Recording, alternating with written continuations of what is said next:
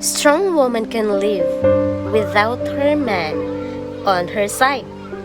So, ana dyan na guys, dili sa tanang panahon, nga anaa ang imuhang laki, nga naa sa imuhang kiliran.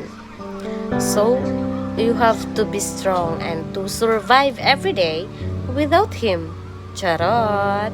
So, ana niya guys, na mabot na niya ang usa ka adlaw, mabot ra niya ang saktong panahon, o para jud sa usag-usa. Kay, ana man na siya guys, you have different world. You have different worlds path nga inyong gitahak. So, og mag-meet ra mo pohon, aw kamo jud para sa usag-usa. Naara mo'y meeting place ba, bali na mo'y faith. Nga mag-meet ra mo, bisan pa og lahi mo world sa karon.